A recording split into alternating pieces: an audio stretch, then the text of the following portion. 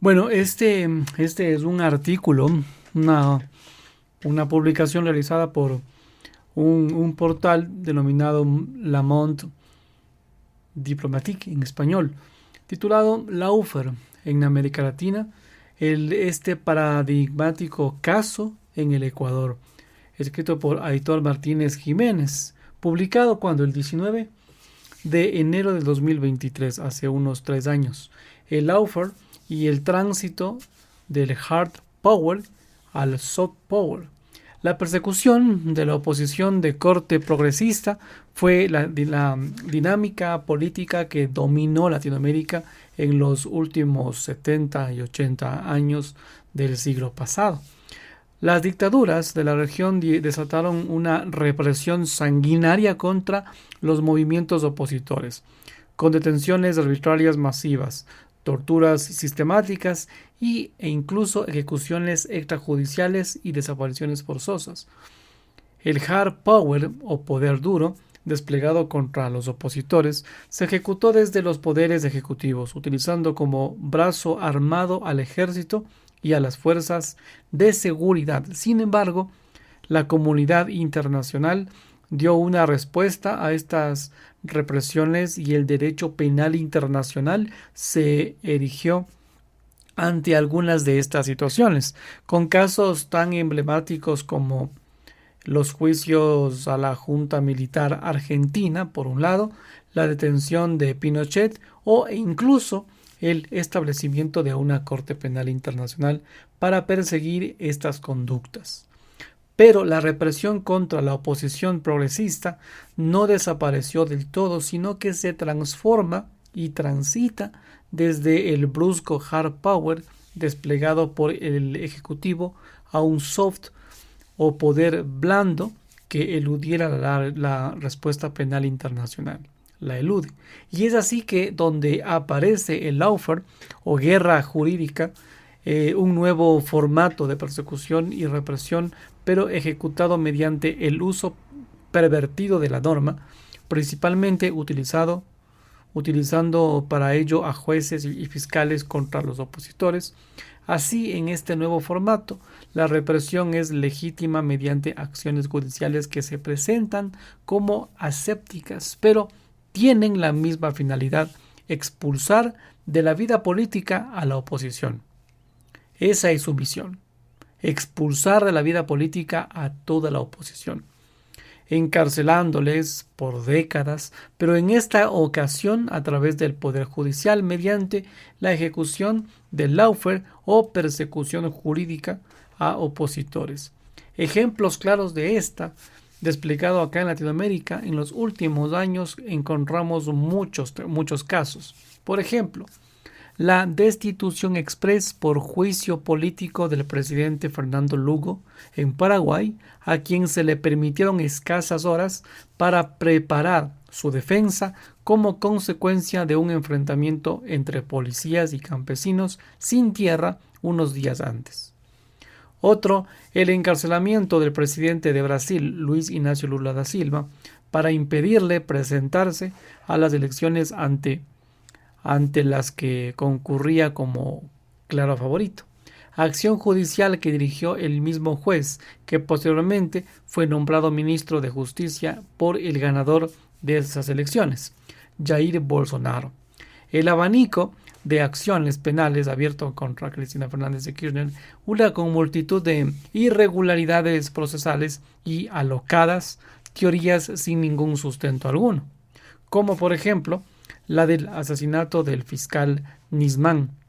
o la intromisión del secretario general de la Organización de Estados Americanos, OEA, en las elecciones bolivianas, forzando a Evo Morales a salir del país tras la difusión de información absolutamente falsa, procediéndose a su posterior persecución penal bajo todo tipo de figuras penales, incluyendo el terrorismo.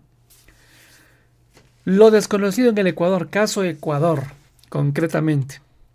En el mismo sentido de este tránsito de hard power o al soft power, aunque poco conocido, podemos afirmar sin duda que una de las significaciones más brutales de este ejemplo lawfare que se ha visto en América Latina recientemente es la famosa persecución desplegada en Ecuador contra el expresidente Rafael Correa y otras autoridades de su gobierno, con la clara finalidad de erradicarlos del mapa político, proscribirlos y privarles de su libertad arbitrariamente. Muy probablemente el caso más paradigmático de este lawfare en Ecuador haya sido el denominado caso Sobornos. A través de esta causa penal plagada de irregularidades, las autoridades judiciales ecuatorianas han condenado y descabezado gran parte del movimiento que lidera el expresidente Rafael Correa. Este desmantelamiento de garantías de independencia e imparcialidad de los jueces en Ecuador, el caso Sobornos, también conocido como caso Arroz Verde, se desplegó después de que el gobierno de Lenín Moreno hubiera ejecutado una estrategia intromisiva de control de los demás poderes del Estado. Para ello, se sometieron a consulta popular 7 veces, 7 preguntas, que no contaron con el pronunciamiento del máximo órgano de interpretación constitucional del Ecuador, la Corte Constitucional. En la referida consulta popular, el presidente Moreno se benefició de una incesante campaña de la prensa comercial del país, así como de la unidad de todos los grupos políticos que nunca antes hayan podido vencer en las urnas a Rafael Correa. Tras ganar esta cuestionadísima consulta popular, el gobierno de Moreno se atribuye legitimidad para cambiar todas las autoridades de control del país que habían sido designadas mediante concursos públicos de méritos y oposición, nombrándose unilateralmente a nuevas autoridades con la misión política de proscribir a Rafael Correa y perseguir judicialmente a sus allegados. Para ejecutar esta desinstitucionalización del país, nombrando a toda una nueva estructura afín, se procedió a la remoción de los 7 consejeros del Consejo de Participación Ciudadana y Control Social, CPCCS, entidad encargada, entre otras cosas, de designar a las autoridades de control tras los respectivos concursos debidamente concurrentes y competitivos. Una vez destituidos todos estos consejeros, se procedió a nombrar uno nuevo, un transitorio, un Consejo de Participación Ciudadana y Control Social transitorio, con la designación de 7 personas que compartían la agenda anticorreísta del gobierno. Así llegaría a la presidencia el señor Julio César Trujillo, de transitorio, conocido jurista ecuatoriano que se había prodigado por los medios de comunicación como el ferviente opositor a Rafael Correa.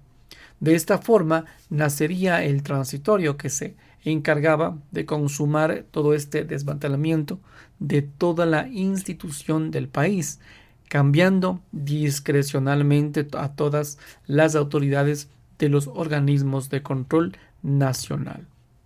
incluyendo la remoción de autoridades judiciales y fiscales, y procediendo al nombramiento unilateral de nuevos jueces y fiscales, muchos de ellos temporales, y que además, por lo tanto, no quedaban blindados en torno a criterios de imparcialidad e independencia. Esta reestructuración judicial ha sido vista por gran parte de la estructura internacional de control de derechos humanos como un instrumento de colonización desde el gobierno del entonces presidente Lenín Moreno hacia el Poder Judicial. Un caso en la orfandad de pruebas y con claros atropellos a las garantías. Las irregularidades del caso Sobornos no podrían ser descritas en su totalidad en estas pocas líneas, pero básicamente se podría resumir en que la Fiscalía abrió una investigación penal tras una publicación en una página web. Vaya usted a saber quién publicaría esto en la página web. ¿Quién sería? Luego, en la causa judicial, la evidencia de cargo sería una agenda que apareció por ahí en una entrada y registro practicada en la casa de una ex asesora gubernamental. Alguien se acuerda, por supuesto. En un primer momento, esta asesora había negado conocer la trama de corrupción alguna, aunque luego, por cuestiones mágicas, se somete al mecanismo de cooperación eficaz, colaboración con la Fiscalía a cambio de una rebaja de condena, y consigue finalmente una sustancial rebaja penal. La famosa agenda encontrada repentinamente, mágicamente, revelaría los asientos contables de estos sobornos en los años 2012-2016, aunque posteriormente se acredita que esta agenda no existía físicamente en esos años, ya que la empresa la comercializó años después. En ese momento, la imputada cambió la versión suya para, en un giro de tuerca, afirmar que la agenda la escribió en el 2008, en un vuelo a Quito-Guayaquil, rescatando en menos de una hora todos estos recuerdos y plasmándolos con todo lujo de detalles, incluyendo céntimos de los apuntes contables. Evidentemente, la acusada, que ya gozaba de un acuerdo con la Fiscalía, se niega a ser sometida a contradicción con las demás partes y no contesta a las preguntas de las demás defensas. A ello se unía que, por supuesto, durante la investigación y enjuiciamiento del caso jamás se permitió el peritaje de la controvertida agenda. Este juicio, acelerado para adaptarse a la agenda electoral, el conocido caso Sobornos, se abre a raíz de un artículo publicado en la web, fecha 30 de abril 2019. La condena, en primera instancia, se produce el 7 de octubre de ese año. La Corte Nacional de Justicia confirmaría luego la sentencia el 22 de julio del 2020, con un fallo de 829 páginas. Inmediatamente después se resuelve la casación el 7 de septiembre del 2020, en pleno año pandémico, con una resolución de 231 páginas, supuestamente escritas en 3 días. Como resumen, el caso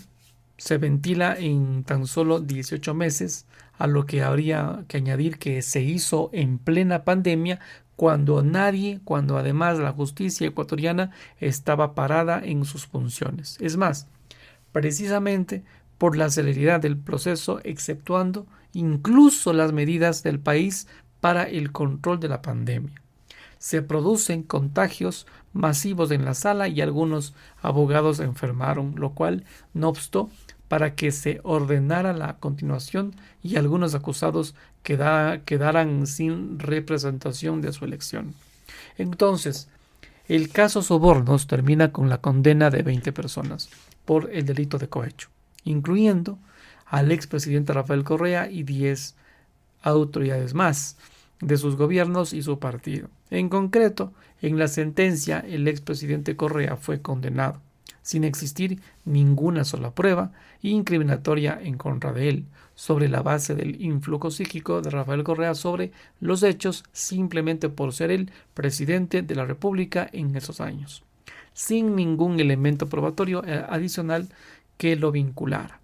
La teoría del influjo psíquico pasaría a la historia como una de las mayores aberraciones jurídicas que ha materializado el lawfare en Latinoamérica. Toda una aberración.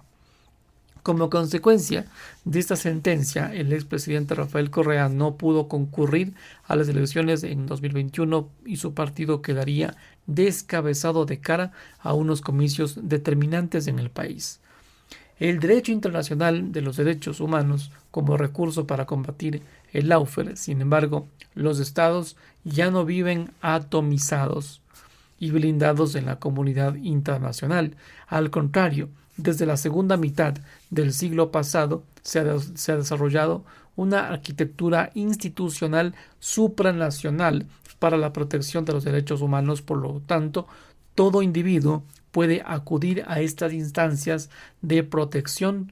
cuando considere que se han violado sus derechos humanos reconocidos en tratados internacionales que son vinculantes para los países. Y en este sentido,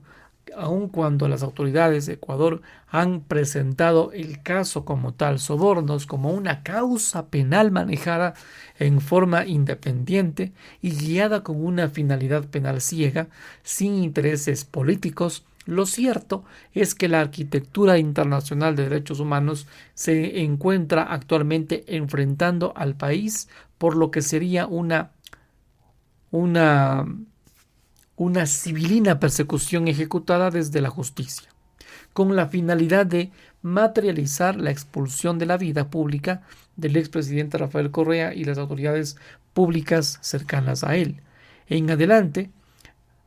vamos a ver qué está a punto o veamos hasta qué punto la práctica total de la arquitectura esta de protección de derechos humanos ha confrontado al Ecuador por la situación judicial del país y en concreto por lo acaecido en el conocido como caso Sobornos. En primer lugar,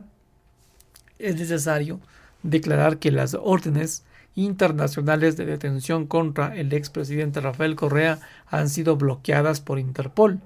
Esta organización de cooperación policial internacional cuenta en su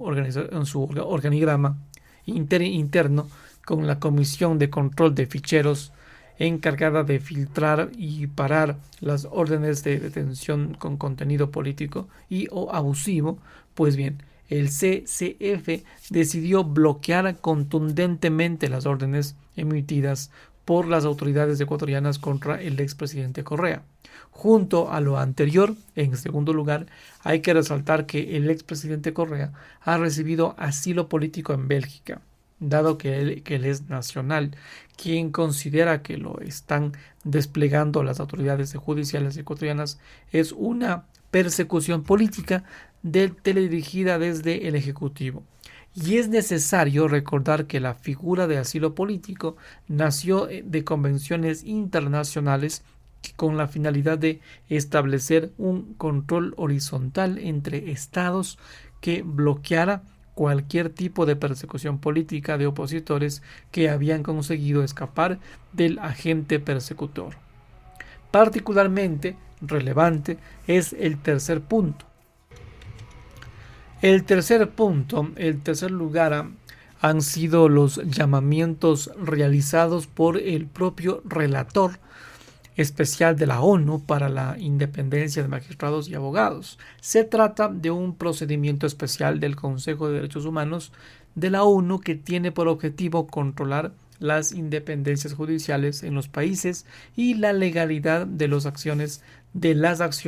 desplegadas por los órganos de justicia. En relación al caso Sobornos, el relator de la ONU ha librado nada más y nada menos que 4 llamamientos contra Ecuador, lo que esto demuestra hasta qué punto el sistema supranacional de prevención e inspección de la independencia judicial se encuentra consternado por la acaecida con el caso Sobornos en el Ecuador. En los 2 primeros llamamientos, el relator de la ONU ya anticipaba que Ecuador estaba desplegado a través del Consejo de Participación Ciudadana y Control Social transitorio una reforma del sistema judicial que violaba claramente la independencia judicial mediante la remoción de autoridades y el establecimiento de jueces y fiscales temporales que quedarían sometidos al Poder Ejecutivo. De hecho, el relator de la ONU advirtió al país que vislumbraba claramente que esta reforma judicial podría derivar en un instrumento de persecución contra opositores. En el llamamiento, el del 18 de septiembre del 2019, el relator de la ONU indicó: quisiera expresar mi preocupación sobre el hecho de que el proceso de evaluación integral de las y los jueces y conjueces de la Corte Nacional de Justicia de la República del Ecuador pudiera no ajustarse a los estándares internacionales. El proceso de evaluación y los criterios establecidos podrían afectar el principio de la independencia judicial y suponer una injerencia o intimidación en el proceso judicial. Es más, se podría correr el riesgo de que el objeto de evaluación fuera a justificar remociones o procesos disciplinarios graves, lo cual esto violaría el principio de inmovilidad y los estándares para la imposición de las medidas disciplinarias, suspensión y separación del cargo. Y posteriormente, en el llamamiento del 10 de junio del 2020, el relator de la ONU trasladó al país: expreso mi profunda preocupación, cito, expreso mi profunda preocupación por las consecuencias que el nuevo procedimiento de evaluación de jueces y conjueces de la Corte Nacional de Justicia y la destitución de jueces y magistrados, así como las condiciones de inestabilidad en el desempeño de las funciones de los jueces y magistrados temporales del tribunal, podrían tener para la independencia e imparcialidad del Poder Judicial en el Ecuador. Podrían tener para la independencia e imparcialidad. Expresó además su grave preocupación por las consecuencias del nombramiento de jueces temporales y aparentemente sin base clara en la ley doméstica para la administración de la justicia en la Corte Nacional de Justicia. Posteriormente, en otros dos llamamientos ya centrados en el caso Sobornos, el propio relator de la ONU apercibe al Estado que ya se había anticipado a estas irregularidades que se podrían desatar bajo esta reforma, singularizando ya en el caso Sobornos. En este llamamiento de fecha 9 de julio 2021, el relator de la ONU recordó en forma contundente que sus anteriores llamamientos vislumbraban lo que sucedería con este caso, aun cuando el país no los tuvo en consideración. Quisiera, dice, expresar mi preocupación respecto a las alegaciones hechas sobre la posible violación a la independencia judicial objetiva por la injerencia de otros poderes dentro del Poder Judicial, tanto en la destitución de jueces y magistrados de carrera, como en la forma en que fueron sustituidos por jueces temporales, tanto en la destitución de otros poderes, de otros jueces y magistrados de carrera, como en la forma en que estos fueron sustituidos por jueces temporales, algunos de los cuales conocieron y se resolvieron el caso Sobornos en sus diferentes etapas. Esta relatoría tuvo la oportunidad de referirse previamente en la comunicación al ECU 1-2020, el 10 de junio 2020, al proceso que resultó en la cesación de jueces y conjueces de la Corte Nacional de Justicia. Entonces, y en el nombramiento de jueces temporales sin garantías de carrera judicial. Se observó además con preocupación que aquellas fallas no han sido resueltas del todo y que algunos jueces temporales nombrados con aquellos cuestionamientos intervinieron en el proceso objetivo de esta comunicación, denominada caso Sobornos. Recordó además que el establecimiento de una situación en la que el Poder Judicial podría ser o pueda ser controlado, dirigido o influenciado en algún punto en el cumplimiento de sus funciones judiciales es incompatible con la noción de un tribunal independiente. Y finalmente, en el llamamiento del 26 de enero de 2022, el relator de la ONU, en forma igualmente contundente, ha percibido a las autoridades del país de las gravísimas violaciones al debido proceso que se estaban desatando en el caso en cuestión. Se niega todas las pruebas solicitadas entre el 9 y el 29 de septiembre del 2019, negado, especialmente en la pericia grafo-química de la antigüedad de la tinta sobre el papel en el cuaderno. Quisiera expresar además su profunda preocupación respecto a de las alegaciones que indicarían que en el caso mencionado se habrían incurrido en vulneraciones al debido proceso y al principio de tener los tiempos y medios para acceder a la prueba. En definitiva, a cada instancia internacional que se ha abordado en el caso Sobornos ha constatado las gravísimas irregularidades que existen,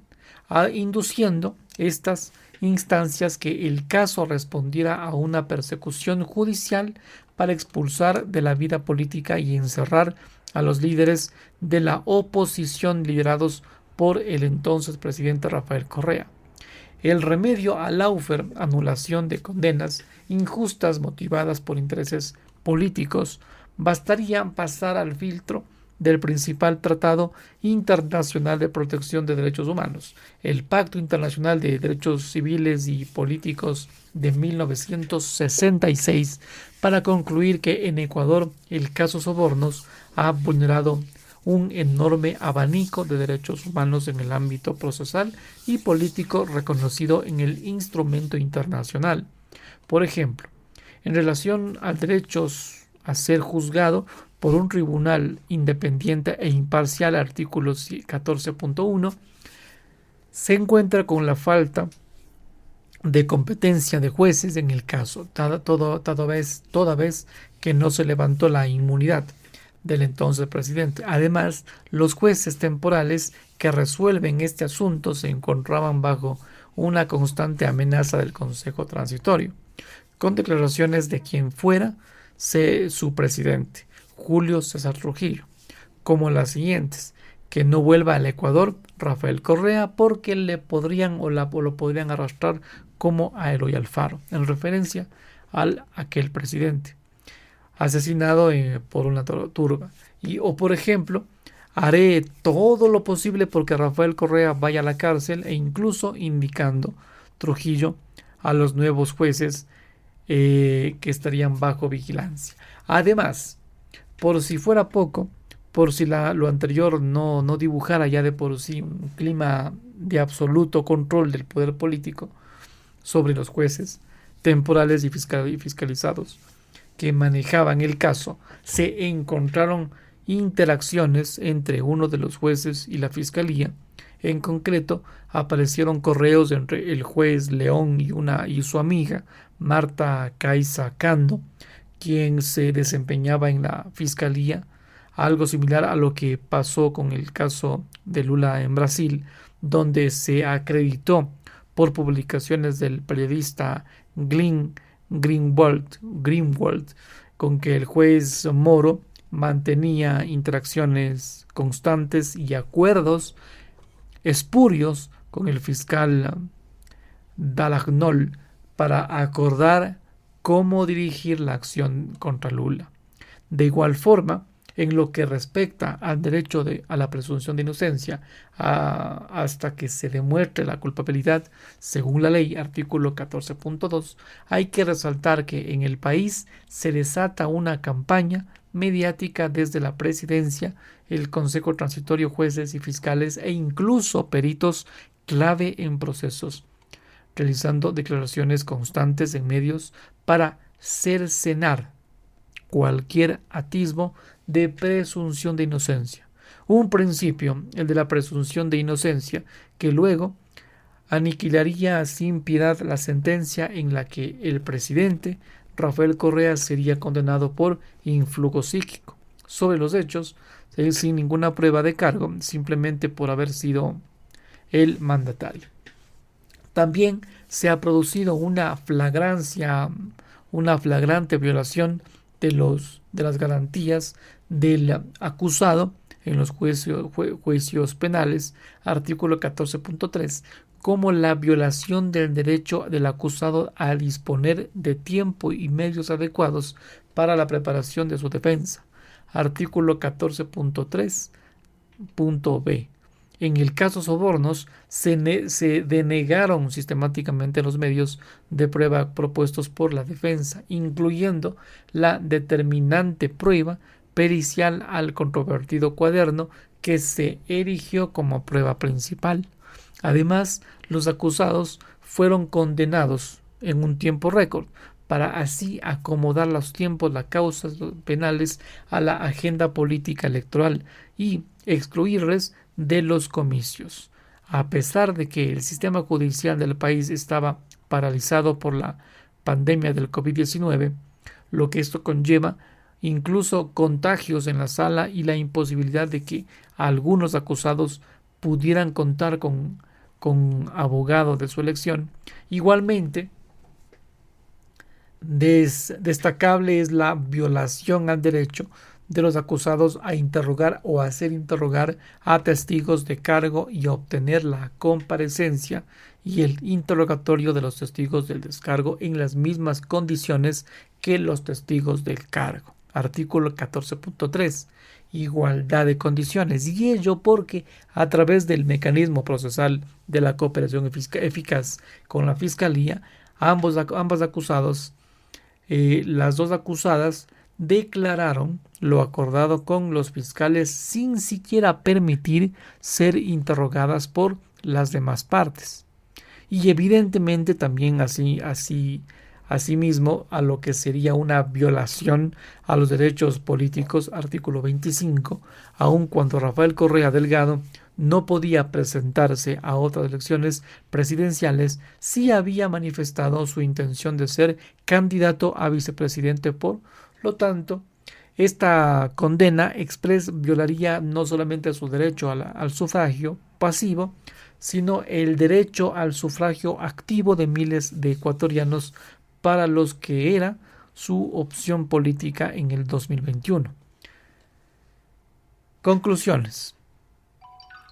En las elecciones brasileñas del pasado 30 de octubre del 2022, Lula da Silva se erigió como ganador. El ahora presidente de Brasil venía de embargo, cuando se pudo demostrar que su condena violaba el derecho internacional de los derechos humanos. Lula accedió a una relevante reparación consistente principalmente en la anulación de la condena de lawfare que sufrió y la restitución de sus derechos políticos. Esto permitió que el pueblo brasileño disfrutara de unas elecciones no manipuladas por el lawfare, lo que esto se tradujo en una expresión mayoritaria de apoyo a la agenda progresista de este líder latinoamericano. Sin embargo, en Ecuador el lawfare ha ejercido contra muchos líderes del movimiento progresista de la Revolución Ciudadana. Es todavía poco conocido internacionalmente.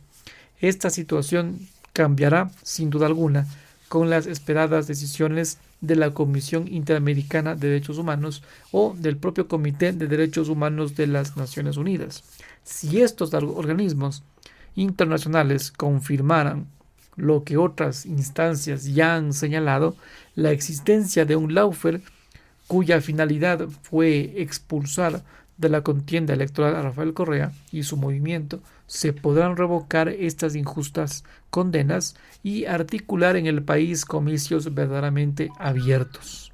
De esta forma, se permitirá que la Revolución Ciudadana pueda participar en igualdad de condiciones en los siguientes procesos electorales que vendrán, sin ningún tipo de malicias, interferencias del lawfare.